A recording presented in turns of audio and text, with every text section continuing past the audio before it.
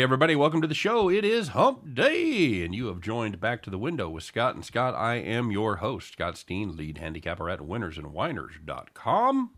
And I'm your co-host, Scott Reichel, senior handicapper over winnersandwhiners.com. And together we do this each and every day, 3 p.m. Eastern, 2 p.m. Central. And Scott, I'd just like to open the show and say, fuck! Okay, there you go. It's for Tyreek Hill, everybody. That's a. It happened very quickly, didn't it? It really did. I mean, seriously, I woke up and I see him start to talk about, well, we've had a stall in extending Tyreek Hill.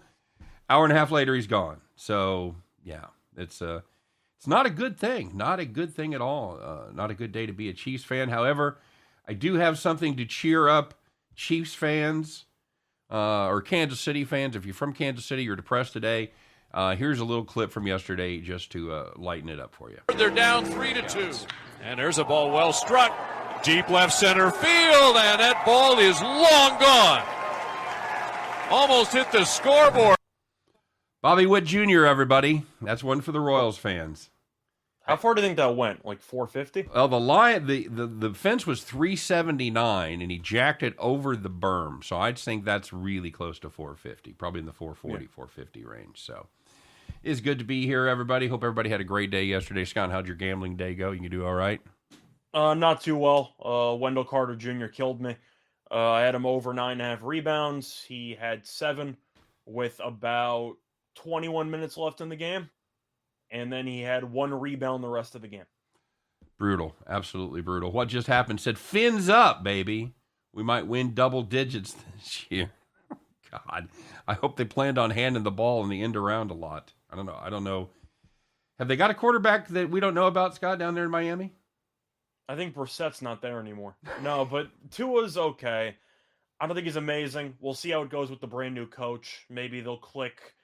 I mean, hell, McVay made Jared Goff look pretty good for about a year or so. So maybe they can catch lightning in a bottle. Long term, I still don't think Tua is the answer. But Waddle and Hill, is that the best wide receiver duo in the league at this point? Well, I'm sure if we say yes, we'll be absolutely roasted by everybody. Probably from what? The L.A., who else? I'm just asking because L.A. is Odell signed a 1-year deal though. Is he back in Los Angeles? I thought he's a free agent? Well, I'm assuming he's coming back with the injury and a healthy Odell. And of course Antonio Brown's not there anymore. I mean, you still have Evans and Godwin. Yeah. For Tampa, I don't know about Godwin off the injury. It's easily a top 3 wide receiver tandem in the league. Yeah. Absolutely. Tua says Tua can throw it 3 yards is what just happened. That's all you need for a cheetah. Miami fans, you're gonna love the shit out of this guy. He's gonna do things. He's gonna make plays that you didn't think was possible before now. So congratulations, you're getting a hell of a player. And by all accounts, pretty good dude. Obviously had the well-documented troubles in college, but has been a pretty good citizen here in Kansas City. So, and officially, you got to do what you got to do. Congratulations to Tyreek Hill cashing in. He is a player of extraordinary talent. He gave us some good years here. Gave us a championship. And the bottom line, Scott, you can't pay $70 million to 2 players and hope to build the rest of your roster. Just can't do it. Oh, I figured Bronco Devil be checking in. He's here to gloat. You knew that was coming. King Me's in the house. T Train, what's up, Tony? Who scores for Anaheim tonight? Terry again, Zegras or Milano? Scott? I don't mind Terry. I mean, Terry's been pretty solid for Anaheim this season. They haven't been a good team, but they got some young talent. I don't mind Terry again. Very good. I think Zegras is okay. I think he's more of a facilitator, but I'd probably go Terry. Okay, good enough. James S. says he almost threw away his St. Bonnie's ticket last night. He had St. Bonnie on the money line and the under. Scott, you and I were talking about that game before the show. I watched the end of that game here just a minute ago, and yeah, Bonaventure was down 4 points with less than 30 seconds left, and Virginia, once again, it all comes down to here's an idea: make a free throw. Can't do it. Missed the front end of 1-1, and that pretty much cooked him. So the under was a pretty solid bet. Peter Wolf in the house. Peter, getting psyched for a big weekend. Hopefully a big weekend. Hopefully it'll be 2 days. I know Peter's a big, ironically enough, St. Peter's fan. So his daughter is your daughter is a professor there, or son, Peter? One of his offspring is a professor at St. Peter, so that's got to be cool. Big X in the house. What's up, Big X? Bronco Devil says F Virginia. Lost my parlay. Sorry, buddy. What does everybody think of Texas A&M tonight? -3. Hell of a defense. Scott, can they score enough? I think they could. Of course, Wake Forest would have been a tournament team had they not completely just butchered the game against Boston College. Bad team to So you butcher can make an against. argument that both these teams were in a great opportunity to make the tournament. A&M just got hosed. I don't really have much. I was going to more say, add. A&M did about all you could. I mean, they lost. A&M They did lost what to they had to do. They They lost to just got Tennessee in the hosed. finals, but Tennessee. Yeah, I'm going with A&M. I just think they're the better team. I think you have to. I think and it.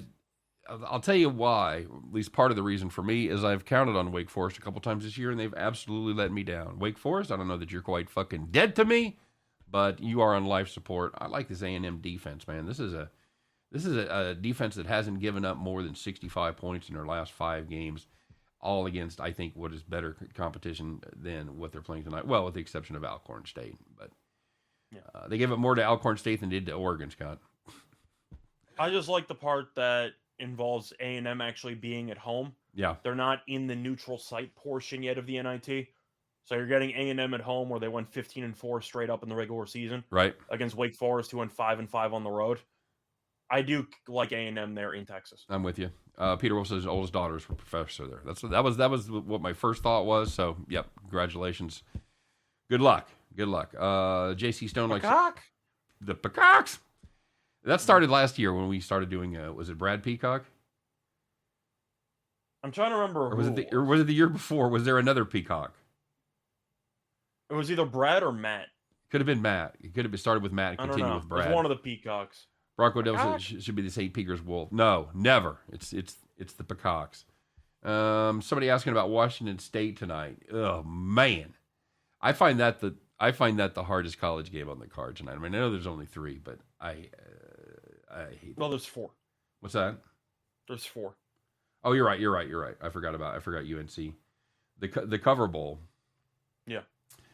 Washington State, another team that plays pretty good defense. They are decent on the road, Scott. They're a decent cover team on the road. 7-5 against the number on the road, and BYU has been good at times this season, and they've been awful at times this season.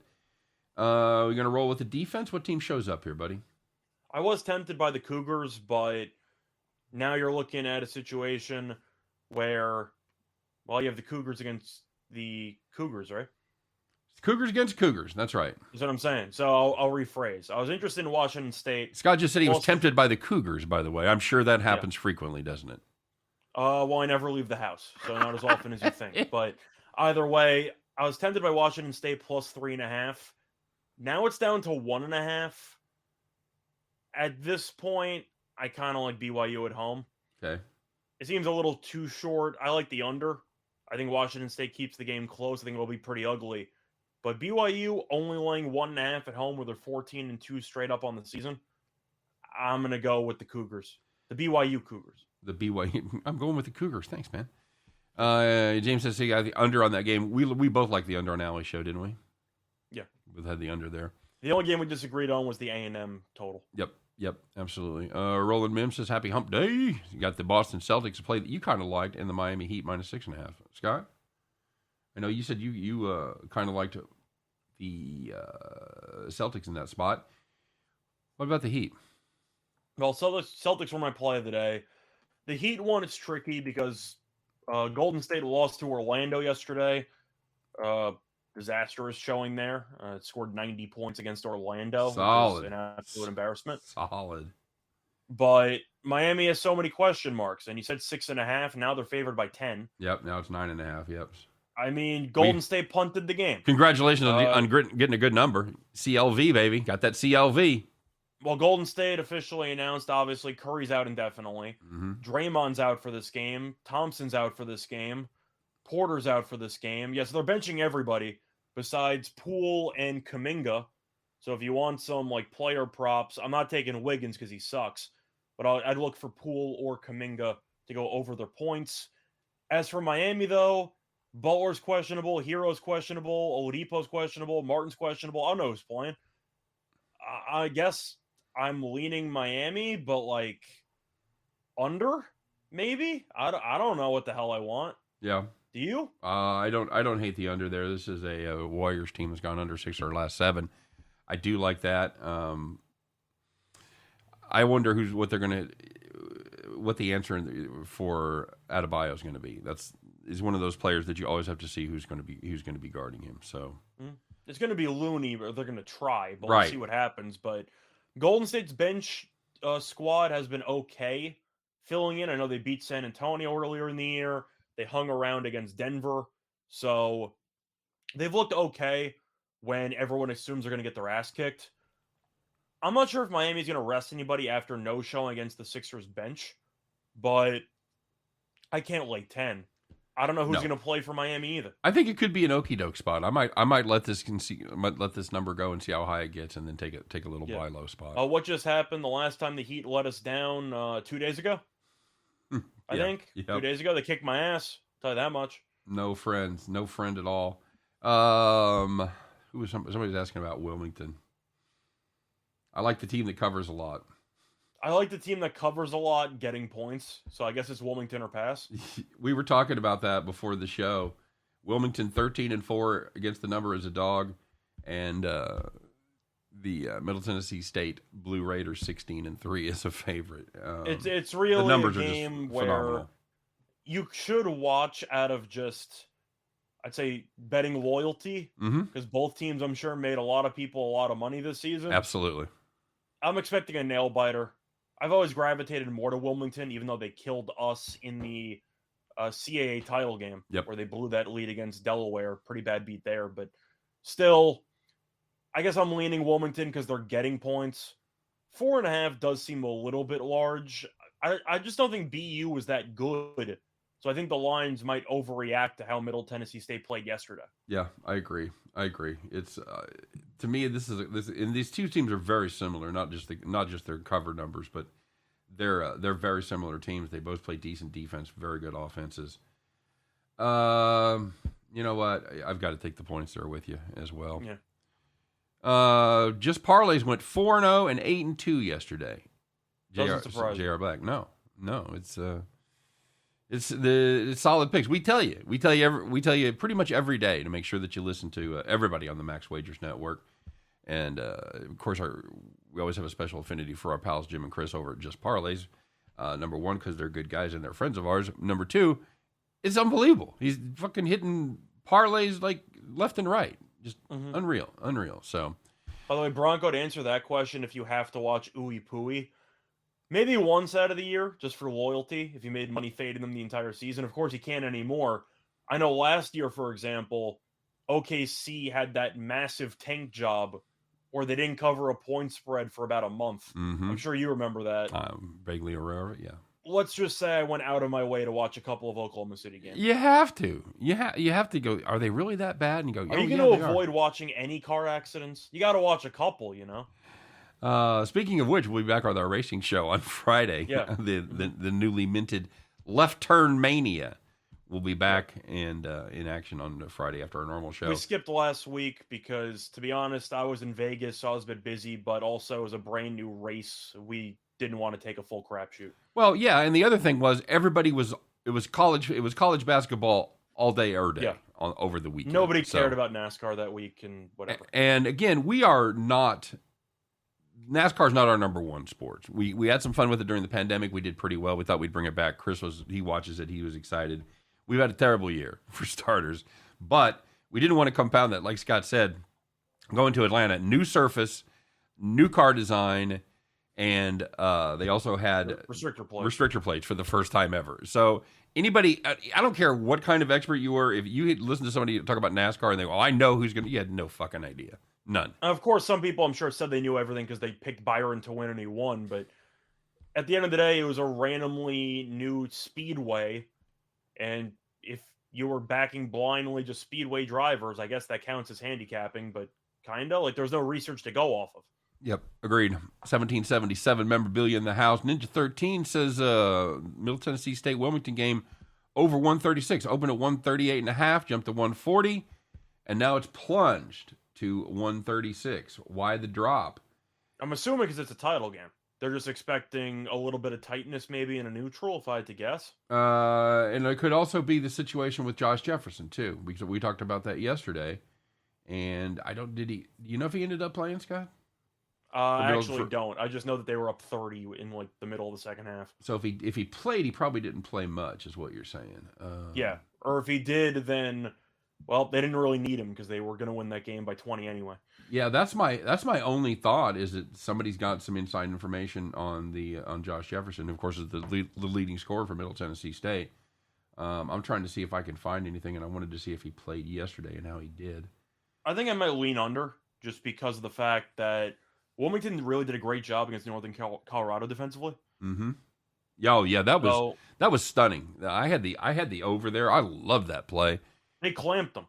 Wilmington did everything you could ask. They put up 80. You know, if you just said Wilmington's going to put up 80, how much do you want to play in the over? I'd have said a shit ton. What was the number in that? 150. It dropped, and we talked about it on the show, and I said, I advised right into the teeth of that fucking what appeared to be a sharp move. I said, go ahead, play the over. Still like the over. I think they put up 56 or something in the first half. We were fucked. Something like that. Yeah. We were fucked at halftime. I know they put up 80 plus in the second half. Way too little, way too late in that one. So I'm assuming it's based on good defense and potential title game tightness. If I was thinking of an angle, but that would be my guess. Yep. You got any thoughts on this total for this game? For which one?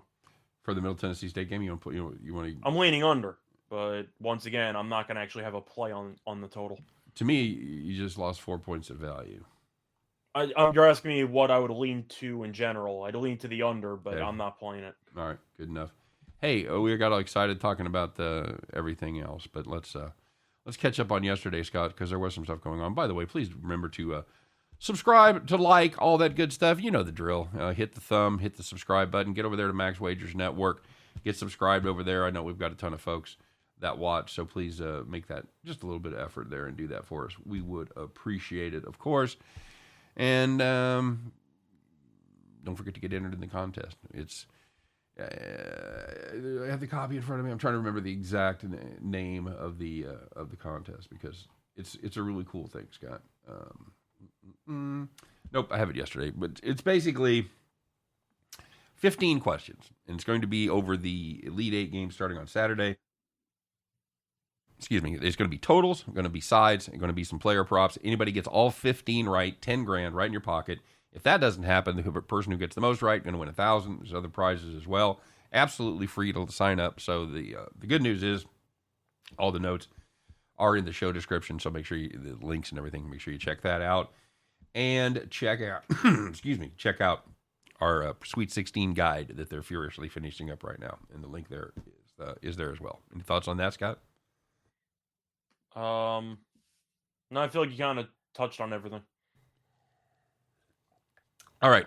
That's where you were supposed to kill for about 30 seconds there. I got to. Yeah, I know. I recognize it. Nicely done. I wanted to make sure that we got the shot of you drinking something. Douchebag. Okay. Yeah. So let's talk about what happened yesterday. There was some good news out there. Wasn't necessarily for Chiefs fans. Okay, I'm gonna let it go now. All right, very good. All right.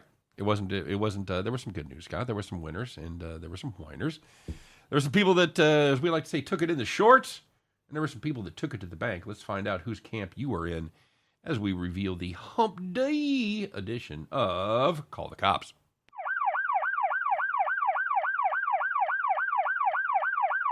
All right, very good. If you had Xavier minus the 2.5, did you have that play personally, Scott? I did not, but I actually watched the ending of that game. Yep. I wish both of them could have lost because that was some of the worst execution I've seen in the final 20 seconds in a while. They were going up against Vanderbilt. They led by 3 with a second left. God damn. They fouled. It's the play we always tell them to do, right, Scott? Foul them? We always tell them to, but with 1 second left, you're cutting it pretty close. They fouled him, of course, so they couldn't attempt the 3-pointer. Vanderbilt made 1 of the 2 free throws. That was enough. Xavier actually had an inbound, by the way, with 0.9 on the clock. So you had a shot there. Could have fouled him. Vandy got the immediate foul. Yep, and they did. And they turned it over on the inbound. Yep, Absolutely. And Yeah. it took about, 10 minutes to figure out who turned it over and what the hell was going on there on that pass? There were about 4 reviews in the final 45 seconds. It was really painful to watch those final 40 seconds. Absolutely brutal. Absolutely brutal. All right, buddy. Well, if you had the Islanders team total under 2.5 against the Senators, well, you were in good shape because it was 0-0 with about 10 minutes left in the third period. Islanders scored a goal, and then Ottawa pulled the goalie once. The Islanders scored a second goal right before they were going to pull the goalie. And then down 2-0, Ottawa decided, you know what? Let's pull the goalie anyway. And the Islanders scored again. Don't do it. The Islanders went from no goals in about 50 minutes to 3 goals in 60 minutes. And you can rip up the under 2.5 ticket. Brutal. Probably the beat of the day, huh? Either that or Virginia money line. Yeah. Oh. I didn't even include Virginia money line because I figured we were going to get to it. Yep. Plus, we might mention that game in one of the other segments, but still, Possible. I mean, you have no goals through 50 and you'll lose a team total of 2.5 and 60. That's pretty rough. Fucking ridiculous. Finally, stayed in the NHL. If you had the Hurricanes on the puck line, -1.5 against the Lightning. By the way, my Blues came through last night. Told you, buddy. I said I liked the under in this game, and that ended up winning. You're not going to talk about the one you picked wrong on the other side? No. Okay. They led 3-1 with 1 minute left. Hey, that's pretty good. That's more than 1.5, right, buddy? Oh, they're about to pull the goalie. And you know what that means? Oh, you got an no. empty netter. Could be 4-1. Oh, Lightning pulled the goalie. Here we go. Yep, there was a goal scored. Wrong team. Hurricanes. They win 3-2. Good God, if you had the Hurricanes -1.5. Call the cops. I think that paid out at around plus 170 to make it even rougher for people. But yeah, the under was 5.5. That got there. Very good. All right. Well, there was some good news out there, and this is the people that were on the right side. Instead of burning your tickets, instead of tearing up your tickets, you're kissing your ticket. You're showing it to your friends. You put it on Twitter. You know who you are, you obnoxious motherfuckers. No, that's not true. You're a winner. That's who we like around here. Hey, let's find out. Scott, who was sitting in the rocking chair? So, first one in hockey, if you had the Kings on the money line against the Predators, King me. led 3-0 after the first period, and they won 6-1. Very good. Very good. If you had St. Bonaventure, and Virginia, it just makes me chuckle to even mention that game. Moo. And, yeah, absolutely. That was a big time move for us. And if you had the under 123.5 in that game, congratulations. They put up 38 in the first half. You're already in your rocking chair at halftime. You've got a nice comfy spot. You got your cigar going. Yeah, no sweat at all. The game landed 103. It was a little tight there. We thought there might be a little overtime.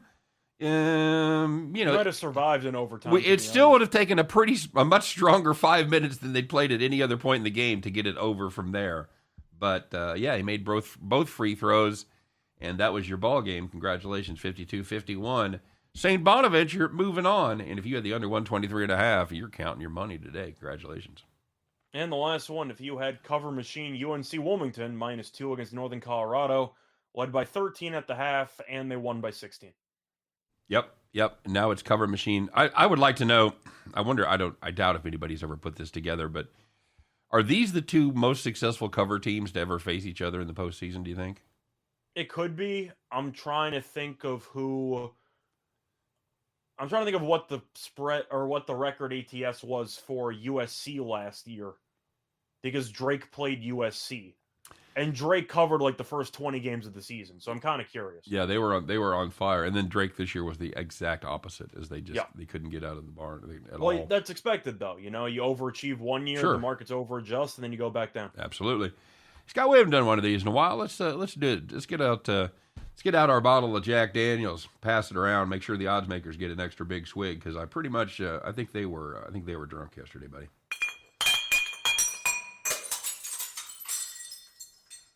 It's hockey. Go ahead. So, by the way, Tim, I originally had the Bucks in for the rocking chair, and I decided to give a brief brag about our farm, so I decided to switch it. But yes, the Bucks were also a rocking chair at -6. Anyway, for odds makers are drunk, you had a nice matchup between the Rangers and the Devils in hockey. Game total was 6, which sounds a bit low because the Devils usually have 6 goals or in their games by the end of the second period. And what do you know? It's exactly what happened in this game. The Devils scored 7 goals by themselves. You had 7 goals combined after 2 periods, and the game ended 7-4. Is the Devils over the new Presbyterian last year, Scott? I mean, I've been taking overs for the Devils for a while. They've done well. Goal first 10's been pretty good too. For the Devils, yeah, it's definitely been a nice way to get paid. But I know Stegen was in net, so the Rangers have good defense, but you can't put the Devils at 6. It's kind of got to be 6.5 at this point. Yeah. Yeah, and you've even seen some stronger numbers than that in games involving the Devils. So, all right, very good. Let's catch up on the comments section. I like the Seahawks yesterday, as we talked on the live show that Scott, Ninja checked in. Am I still having allergy issues? Yeah, I've got a little bit of, today it moved into my throat a little bit of coughing. I thought the allergy part, the sniffles and all that had gotten better, but today I woke up and, of course it's crappy weather here too. It's about 50 and rainy. So, yeah, I don't know. I'm all right. I still feel fine. It's just annoying. So, anyway, thanks. Fernando, to answer that question on a 2-team teaser, it varies. So check the rules of your book. Read the rules of your book. Some have teasers that ties count as losses. Some count as pushes. Hell, even some count as wins. But you're not going to see that many of those for 2-teamers. Fernando, it's kind of a trick question. I would say it depends on which book you use. The majority are they're going to be a loss. You think most are losses? Yes. Yep. I think it varies, but the point is check your book. Chris Lyons checking in. I always talk to Chris because Chris is a nice guy, but he always roasts me when we lose. So especially me. He said he's checking in. Maybe he's the jinx. Sure, I'll put it on you, Chris. It's all your fault. No, it's just a weird bad stretch. And the weird thing is, you and I were cold kind of at the same time. I was going all right. You were cold, and I was cold. You were doing all right. But the farm never suffered. We had a couple losing farms in a row. So even the farm was a little worse than usual. But we still have been able to keep going. We've lost more than 2 or 3 farms in a row in 3 months. It's been a while. Yeah. So Chris, keep listening. And I promise it's going to get better. That's the way it is. Super Slices, his book uses a reduced payout for a push. That's very nice. That's what you're actually looking at. Thanks, Nathan. I appreciate it, buddy. Man, there's just not a lot. What are you guys looking at tonight? Has anybody put anything in there that I haven't missed? So the thing is, it's mostly an NBA day, but the card in the NBA is definitely more quantity than quality. Yeah, no question. Thanks, Eric, by the way, for the kind words. Just catching up there. What's your favorite? Let's do that. I know you took Boston as your play of the day. You and I talked about some other things that we kind of discarded. I'll ask, do you have any thoughts on that Boston game? On the Boston game? Yeah. They're playing Utah in Boston. No, I want to see who's healthy. No, I know what the game is. I want to see who's not playing. Boston's basically entirely healthy because Smart and Williams are supposed to be back. Boyan's still out for Utah. Yep. Man, how are they going to win without Azubuike? You know what? I probably don't like it as much as you do. I know Bogdanovich is out, but I just have a hard time going against the Celtics at this point. Yeah, they are. They are playing good basketball. They kind of jacked around a little bit with OKC, but for the most part, they've been good. And of course, Utah's been better too, and Utah's been playing a little better basketball. To me, that's a lot of points to lay. I'm not. You think 4.5 is too many? Well, yeah, I've got it at 5 now. Okay. Yeah, I'd be tempted in the 3.5 range. 4. With Gobert, I just don't know. What's the answer for Gobert, buddy? Well, Gobert's been terrible for the last couple of games, so I'm not sure if he's injured or something, but last 2 games, he's been bad. He had 4 rebounds against the Nets. 4 in 31 minutes. I don't know what is going on with Gobert, but what I do know is that I mentioned it on my Play of the Day video. The Celtics are 22-4 straight up in their last 26 games. All 22 wins have been by at least 6 points. Isn't that kind of wild? Yeah. Yep. It is. It's one of those things that sometimes you have to dig a little deeper to find those kind of things. I had to count it to make sure. I'm like, that's by more than 6. I'm like, 22 wins, all by 6+ points. Like, wow, nobody's talking about that. Tim Earle's got some plays. By the way, make sure that you listen to Tim and his brother Nick, as well as Detroit Lenny every day at 5 p.m. Eastern Time doing Game Time Decision. He's got the Pistons plus 5.5, Grizzlies plus the 2, Celtics minus 5, Timberwolves plus 2, and he's got Florida Atlantic on the money line for NCAA baseball. We keep threatening to have Tim on to talk NCAA baseball. That is not something that I am particularly strong on. I like it. I watch it at least when it gets to the playoffs and regionals and things like that, the super regionals. Yeah. Scott, you like? I'm always behind the 8 ball for college baseball. Yeah, we need to get Tim on. We need to stop just running our yap and get him on because he's a good cat. I like watching their show over there with Detroit. I think the one question I will ask Tim, because I feel like it's a tricky question that a lot of people deal with when they try to venture out into a new sport or a new league. Where exactly do you start when it comes to doing baseball research and what you should be looking for? It's a good point. Are you looking for the same things that you're looking for with MLB? I'm assuming there'll be differences. The totals obviously are going to be different. They still use aluminum bats, right?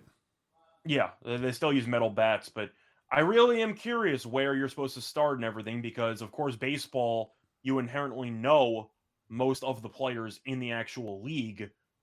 Now in college, you have to dig up stats. I don't even know if ESPN has a stat sheet for baseball. Longhorns have a great baseball team. Yes, they do. I know they were number 1. Then Texas State beat them and they lost to like 4 in a row. But they were the preseason number 1. I know the basic stuff. I can't say I really know much about players. Right. They use BB core bats that are more similar to a wood bat. Okay, so they're still aluminum, but they have like a hard core. I got you. Start with the conference. Started with the American and the ACC because I live in North Carolina and it's close. That's not a bad idea. Brock or Roman? I'm going with. I'm assuming that's a wrestling question. Yeah, we're going to be doing it. WrestleMania is a week from this weekend. Yeah, I'm going with Roman Reigns. Because you got to beat him at some point. It seems like Roman Reigns is built up as being. Of course, he's the face right now, but you kind of got to actually beat the damn guy once in your life. It seems like the crowd actually likes him now. I'm going Roman. You? He keeps the streak alive. I think so. Yeah. I mean, what is he? He's 0-for against Brock at this point? I think he is. I don't think he's ever like 0-12. Brock Lesnar. I'm assuming that Roman finally gets it done. Okay. All right. You know what? I'm going to save my pick for the show. I'm going to read a little more, but I have a hunch Lesnar might beat him. I think if Lesnar wins, then I don't know what the hell they've been doing for the last year and a half. Well, just building up Roman to lose again. See, here's the thing with guys like Lesnar, they sign these huge contracts and they only have to appear, 6 times a year, 8 times a year. So are they? I want to know if they're plugging in. Are they plugging in Lesnar more to Raw and to SmackDown? Is he doing more weeklies or is he still just doing the big shows? I think he's doing a couple more weekly, but not much. But at the end of the day, at some point, I'm expecting Roman to actually win one when you're being built up as this invincible force. I think it's a good spot for him to win. Just saying. Bronco Devil says romaine or regular lettuce. Romaine. I'm not a lettuce guy. So. I'm romaine all day long. Give me that. Okay. Keep that shitty iceberg. You're not an iceberg guy? Fuck no. Unless you want to. People that give you the wedge. That's like gonna make your own pizza. What are you doing? You're just giving me a wedge and some shit around it. Fucking chop it up. Do your thing. Is it ironic if they served iceberg lettuce in the Titanic? I see what you did there. Yes. Thank you. Get it? Because it's an iceberg with an iceberg. Fernando Encina's prediction: Pain. What's that from, Scott? Rocky 3. There you go. Look at it. You just jumped right into it. I know most of my sports movies, but my dad and I quote that every now and then. Do you really? That exact line. Okay, there you go. Very good. Clubber Lang, one of the best movie villains of all time. It's what's amazing is how tiny those guys both are. They're both like what 5'8" or so, 5'8", 5'7". Mr. T, yeah, he definitely wasn't the tallest guy. No, but he was about the same size as Stallone. Yeah, with the hair, max point, probably 5'10". Loved it when Brock got pounded by Kane in UFC. Yeah, he had a brief foray into the UFC, and it didn't end well. He had 2. What's that? He was champion in the UFC briefly, I believe. I think he was champion at one point. Well, then he came back like 5 years ago. He tested positive for steroids and everything. So he ended up having the win voided against Mark Hunt. My bet didn't get voided because I had Lesnar like plus 220, and that was one of the easiest cashes of my life. So, yeah, he's had a couple of, let's just say, experiments with the UFC. What just happened says Fresno State minus 13. It's a lot of points to lay in a college basketball game with a team that runs that slow, and yet I did it. That's my play of the day. I like that. I mean, for the Total Chaos show, I just leaned to the over, and it's gone up about 2 points. Well, I've talked about it on mine, and I'll do it briefly here. You think of mid-major conferences, they're all pretty much equal. Youngstown State plays in the Horizon. Fresno State plays in the Mountain West. You're like, well, they're not a Power 5 school, blah, blah, blah. Here's the deal. Wright State, the best Horizon team in the nation, or in the conference, rather. They were ranked 175 on KenPom. Scott, there's 11 Mountain West schools. You want to guess how many of them were ranked higher than 175? 0. 9. 9 were better than 175. The only 2 teams worse. Okay, so I flipped it. I thought. Yeah. Okay. Okay, so you thought higher, but a higher. Yeah, I get that. Yeah, my bad. I misinterpreted. I still am not sure I've mastered the high seed and low seed yet. So don't feel bad. So yeah, only Air Force and San Jose State were worse than that, and that's the best team. So there's a huge disparity in the conferences. Fresno State does well with big spreads. I think they just fucking hammer on them. Yeah, I really thought you meant the other way around. So no, I get that. It wouldn't have been 9. It would have been like 2 if I was going with the inverse to your question. Okay. All right. Yeah, exactly. Or whatever. Exactly. No, and I give you credit for 0. 0 was pretty close to right. When I first started going through them, I thought it was going to be 0, but I go, oh yeah, that's right. San Jose State's terrible. So a lot of people riding the Penguins, and man, are those Penguins pissed because they've got those little short legs. They just waddle. You can't ride them. Stop it. I'm sorry, Scott. Youngstown State. A lot of people on them tonight. You see it? It's 13 is so many points, but the Horizon League compared, it's definitely the weaker conference. Yep, agreed. I just have thoughts on the over. Pitt or Youngstown?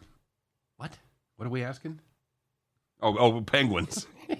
Oh, I'm assuming they were because we were talking about Youngstown. Does Pittsburgh play tonight? Penguins play tonight?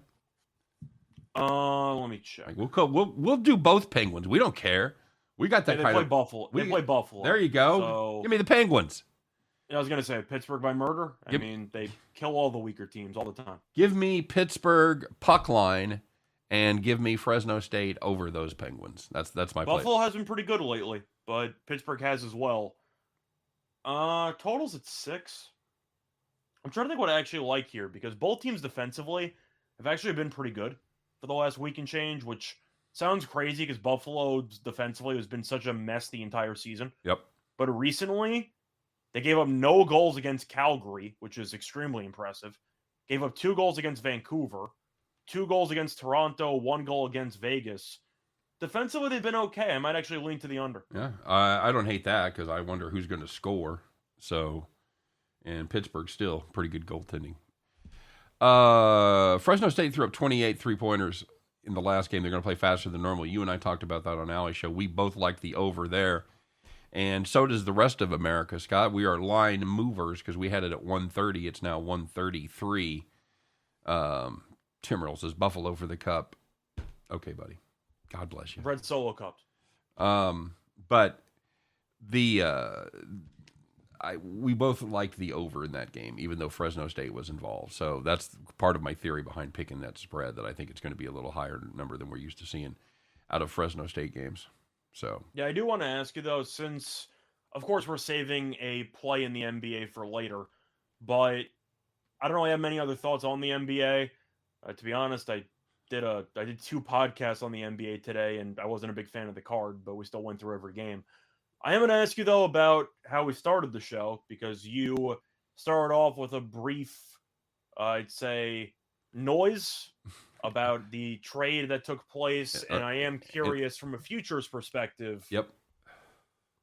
Do you think Kansas City still wins the division? Because that whole division's kind of gotten nuts. Let me see what they do with their defense. If they've got to plug some holes. They've got to plug some holes on the defensive line. We need another edge rusher. They've addressed the defensive backfield sort of. We're really light on depth at linebacker. So as with every offseason, I go into it with serious questions about what the Chiefs are going to do on the draft. So, on the defensive side of the ball in the draft. So, I'd like to know, you got numbers anywhere? Have you seen them? I'm sure everything's down. I will check, but I just figured it was worth asking because I'm sure a lot of people are focused only on the Super Bowl odds and how that's moved. I think Tua MVP went down to 40-1. If you want to waste your money, bet on that. But yeah, I feel like not enough people talk about the actual division odds. I don't think win totals are out yet. Let me just see what I can get. I don't think win totals are out yet. Tim Earl says KC misses the playoffs. That's what happens when you give away too much money to the quarterback. Yeah, I'm not buying that. Although Kansas City's still favored. Yeah. Kansas City's plus 165. Okay. Broncos are plus 220. Okay. Chargers are plus 275. And the Raiders are 7-1. You know what? You come at the king, you best not miss. I agree with the Raiders. I think the Raiders should be like 7-1. I know they got Devontae Adams. I know Max Crosby's good. I still don't like the defense. I'm not a fan of McDaniels as coach, so I do agree with the Raiders being last. You got Herbert and you got Wilson. I don't know. I think that division's going to be an absolute war. I don't know. Memorabilia, I do disagree with you, though. I think Vegas, even if you like the odds, I do think the Raiders are easily the worst team in that division. Oh, without question. Yeah. JC Stone wants to know when we're going to do our MLB show. I think this is the way the schedule's going to strap out because we're going to do a wrestling show. We're going to do our NASCAR show. So number one, I think we're going to be doing double headers all next week. I think we'll do our baseball shows starting Monday after regular time. We'll go Monday, Tuesday, Wednesday for baseball. We'll go Thursday for WrestleMania, and we'll go Friday for NASCAR. Scott, clear your schedule. Okay. Yeah, Mahomes get the Raiders, Broncos, and Chargers. Brady had the Jets, crappy Bills, and the crappier Dolphins. That's and you got to mention who Brady has now. Oh, he's back in his comfort zone. Saints, and who Felipe Franks or Josh Rosen a quarterback? Yeah, that's it. Atlanta. You've got Darnold, Felipe Franks. Oh, no, they got Mariota, didn't they? Whatever. Didn't Atlanta get Mariota? I don't care. But I'm saying he would technically be the starter, wouldn't he? I guess. I don't know. Who the hell? That's the one bet I'm already looking into if you really want to make it a very, very early NFL bet. Buccaneers to win the division, minus 280. Thanks. Yeah. Thank you. I don't know how that's not 4-1. They're gonna kill everybody in that division. Scott, Chris Lyons asking about the Nets tonight going up against the Morantless Memphis Grizzlies.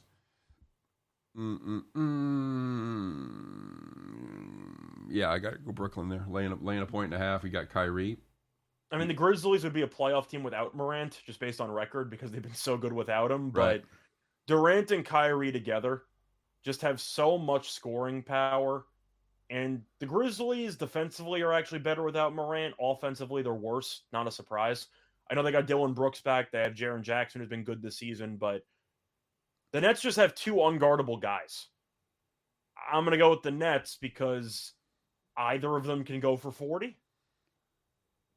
Yeah, absolutely. And the Nets, as you might suspect, they are absolutely fire on the road, 7-0-1 against the number of their last 8. So, I'm going to fade Kyrie on his birthday. Come on, man. What just happens is I genuinely enjoy the show, y'all. I'm going to try and dab in handicapping while in school. It's excellent mental break for an hour. Plus, I make money, usually at least enough to get a big gulp. There you go.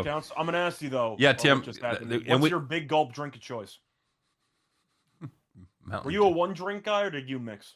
Me? Yeah. I did. Of all the bad food habits I have, and as you suspect, I might have. You were never a 7-Eleven guy? No. I don't drink soda without food. I've never been just a drive around, sit and drink soda at my desk. I'm either drinking water, I'm drinking green tea.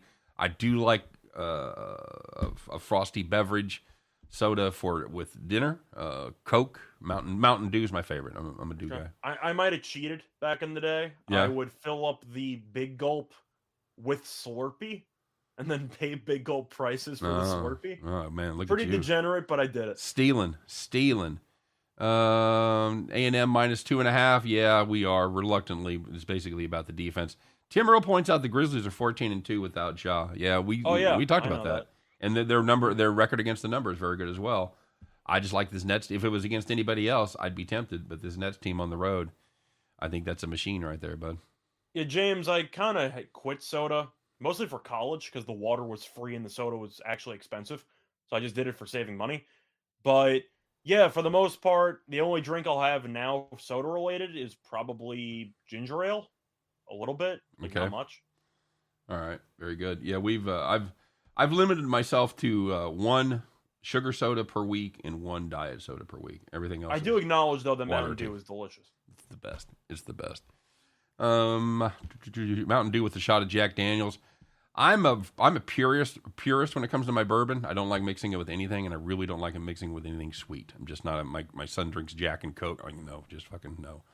Remember in high school a couple of times we would pour some vodka into blue raspberry Slurpees. That was dangerously good. I could get behind that. Magic Thunder.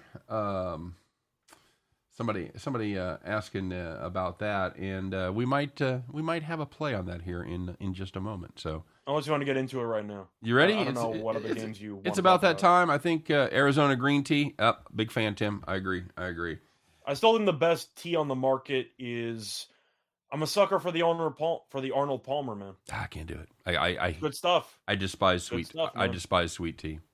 Okay. I absolutely can't do it. Can't do anything about it. A lemonade iced tea combo, man. Nope. It's good stuff. All right, fair enough. And I know I'm in the minority. I get it. A lot of people drink sweet tea. I'm allegedly from the South. Whatever. So you're not even a twisted tea guy for an alcoholic drink? Those aren't bad either. No. Try Rowan's Creek. Best bourbon. Okay, I'm always about the good bourbon because I don't. Yeah, Kimi, that's true too. My dad's a big brisk guy. Good iced tea too. Yep, agreed. All right, let's do it, Scott. Let's get ready. You know what it is. It's Hump Day. We're back on track. It is time, everybody, to put on your overalls. Put on your good Hump Day overalls, whichever ones are lucky for you. Strap them up tight. Get your straw hat on. Climb aboard that John Deere. And pull your Lucky Rabbit's Foot keychain out and get ready, kids, because it's time to bet the farm.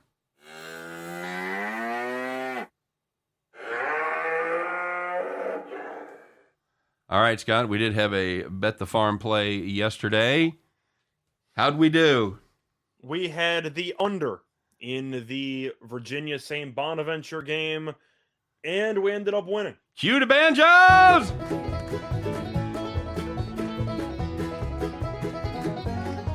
Yeehaw! All right. That's it.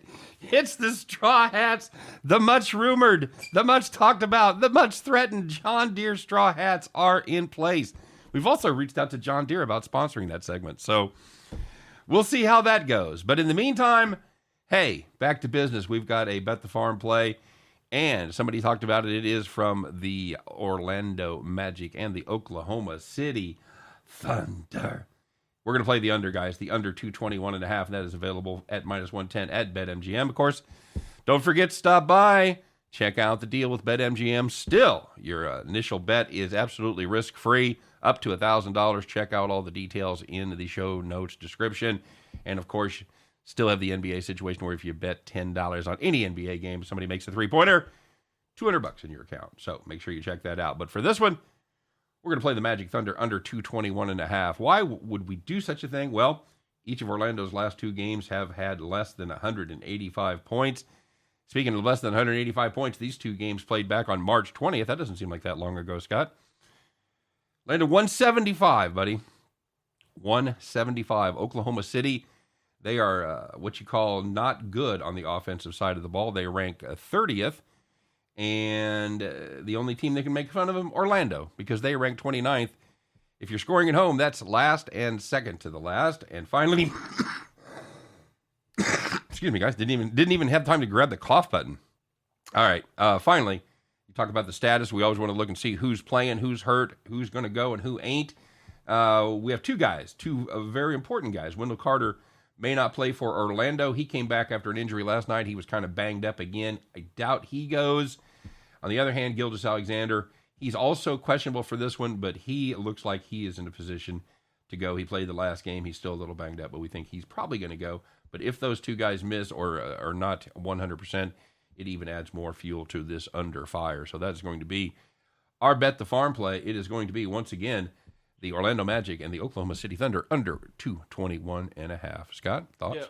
Yeah. Also to add, Wendell Carter Jr. is averaging about 15 per game. The last game that landed 175, Orlando scored 90. Yeah, Wendell Carter had 30 of those 90. Yikes. So he really dominated the game. If he's out, that's a big loss for Orlando. Yeah, that's huge. That's pretty much not a piece of their offense. It is their offense. So, all right, that's going to do it for the farm. That's going to do it for the Wednesday edition of Back to the Window. As always, we appreciate everybody stopping by. One more time, don't forget to like and subscribe. Check out everybody else on the Max Wagers Network. Cool place to be, cool people to work with. We always have a blast when they're on their shows, when we're on their shows. And don't forget, Allie's going to be on our show on Friday. She's going to be back after, I was going to say something rude. I'm not, after not being able to find her cat on last. And that was, I'm not making that up. That's why she missed the show. She had lost her cat. So she found the cat. Everything is right with the world. She'll be on the show Friday. And, of course, don't forget to check us out Friday doing NASCAR, and we're doing double headers all next week with baseball, NASCAR, and WrestleMania. Full schedule, everybody. You guys are the best. Appreciate you stopping by. Appreciate all the comments. And, good luck on all your plays today. Once again, we'll see you tomorrow, 3 p.m. Eastern, 2 p.m. Central. Scott and I do our very best to help you on that endless journey to head back to the window. Take care, everybody.